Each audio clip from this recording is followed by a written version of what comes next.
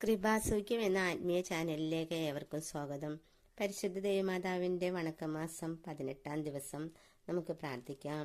ലോകഗുരുവായ ഈശോ, മനുഷ്യവർഗത്തിന്റെ മാതാവും മധ്യസ്ഥയുമായി കന്യകാമറിയത്തെ തിരഞ്ഞെടുത്ത അങ്ങയെ ഞങ്ങൾ ആരാധിക്കുന്നു, അങ്ങയെ ഞങ്ങൾ സ്തുതിക്കുന്നു.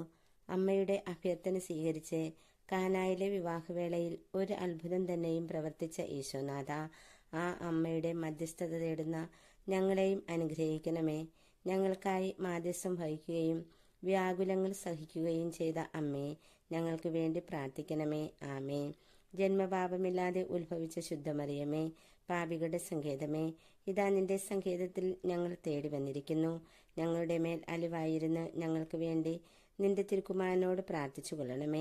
സ്വർഗസ്നായ ഞങ്ങളുടെ പിതാവേ, അങ്ങയുടെ നാമം പൂജിതമാകണമേ. അങ്ങയുടെ രാജ്യം വരണമേ. അങ്ങയുടെ തിരുമനസ്സ് സ്വർഗത്തിലെ പോലെ ഭൂമിയിലുമാകണമേ.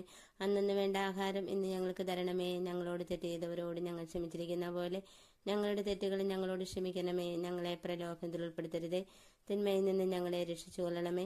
നന്മ നിറഞ്ഞ മറിയമേ, സ്വസ്തി, കർത്താവ് അങ്ങയുടെ കൂടെ സ്ത്രീകളിൽ അങ്ങ് അനുഗ്രഹിക്കപ്പെട്ടവളാകുന്നു. അങ്ങയുടെ ഉദരത്തിന് ഫലമായി ഈശോ അനുഗ്രഹിക്കപ്പെട്ടവനാകുന്നു.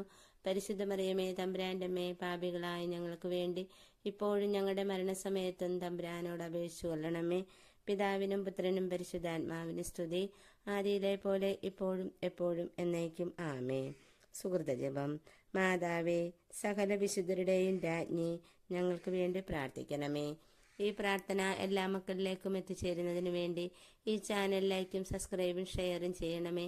അടുത്ത വീഡിയോയുമായി വരുന്നതുവരേക്കും എന്നോടൊപ്പം പ്രാർത്ഥിച്ച് ധ്യാനിച്ചുകൊണ്ടിരുന്ന നിങ്ങൾക്കെല്ലാവർക്കും ഞാൻ യേശുനാമത്തിൽ നന്ദി പറയുന്നു. ആമേൻ.